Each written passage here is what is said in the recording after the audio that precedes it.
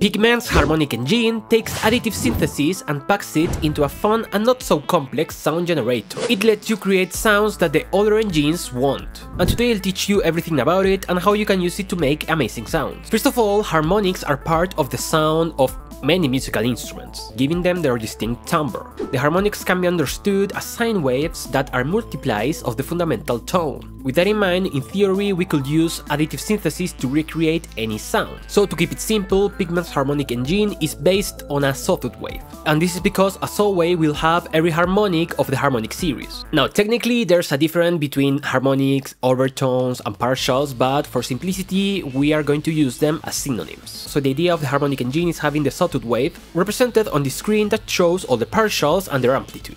It also shows the panning, below the line is right and above the line is left. So they give us this simple concept with many different options to change the amplitude, the relationship between each harmonic, their panning and so on.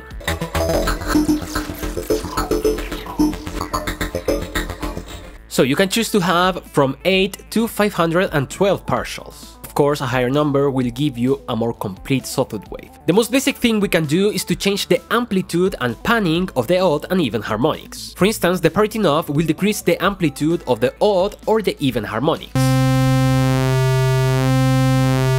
Then on this section, on the split mode, we can pan them differently.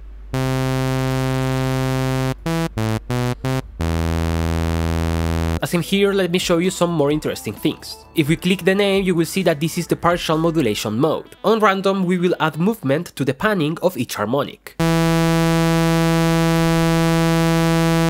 It gives us a really subtle stereo effect. And periodic, we'll start panning them in a sort of wavy movement.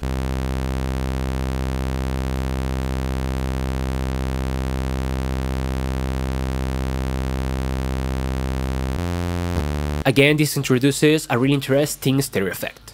Other unique thing to do is play with the ratio. This one will change the pitch or frequency ratio between each and every partial. I believe it's multiplying this number to the harmonics. Of course, you can get more experimental and noisy by using decimal numbers. And you can even go below 1. And also on negative ratios.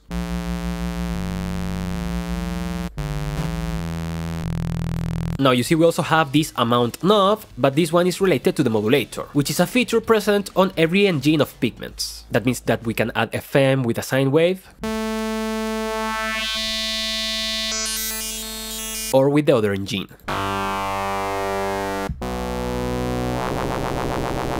Next up we have the window section. We actually have 3 options. Window will let you select a group of partials by using the position and window size options to apply frequency modulation only to that section. Not only that, you can also increase or decrease the gain of said selection.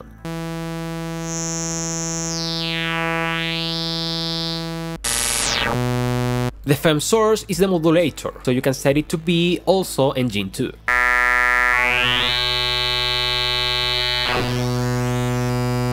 Cluster makes a lot of things. It basically creates partials that are not harmonic. So let's see what happens when we increase the partials and the density.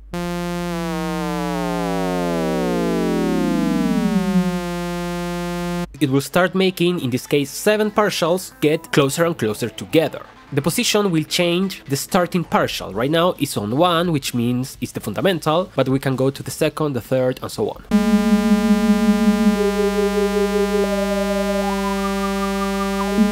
Finally, the cluster knob will let you choose how many harmonics get affected by this effect. See the visualizer when we start increasing.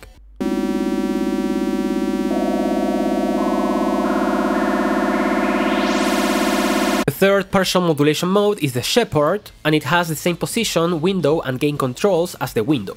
The difference is that phi will start to change the frequency of the selected window, transforming one partial into the nearest one to the left or to the right. That until each partial on the window replaces the original one. Now the last feature is the shape. It has a lot of controls, but I think it's the easier one to understand. It's basically a spectral filter. That means that it's a filter that affects the amplitude of each harmonic. This line right here represents the frequency spectrum, and the blue segment that you can move with the section is actually the partials that you can see at the top. Here we can choose different shapes. Right now we are just in A, and with the depth we can apply that shape to the filter. You can go to 100% or 200, which make it more steep. So look at the visualizer, compare it with the filter shape as I move the section.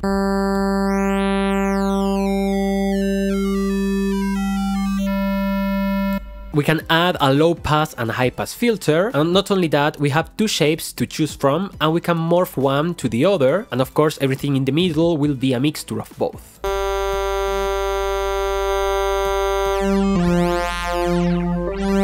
The final controls are the tilt. It basically means that if we boost the lows, we will cut a bit of the highs, and the other way around. So right now we have more of the lows than the highs, but we can change it to have a brighter or even a darker tone. The tilt offset will let us choose which harmonics are getting affected.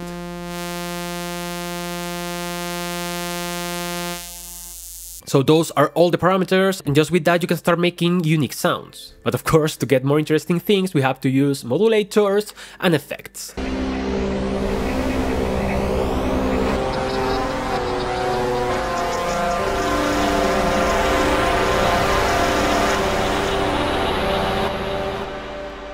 I'm sorry, I always end up making something really experimental, but it's so fun to do that.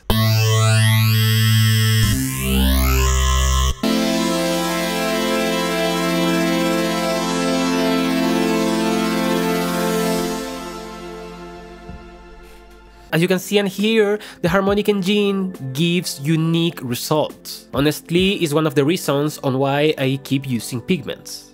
But that's just my opinion. I hope you understand better how the harmonic engine works and start playing with it, because as you can see, it's really easy and intuitive to use. If you enjoyed this tutorial, give a like to the video, and while you're at it, subscribe to the channel. Also, I will appreciate a lot if you go to the description and check all the ways you can support my content. I will see you next time, and bye bye.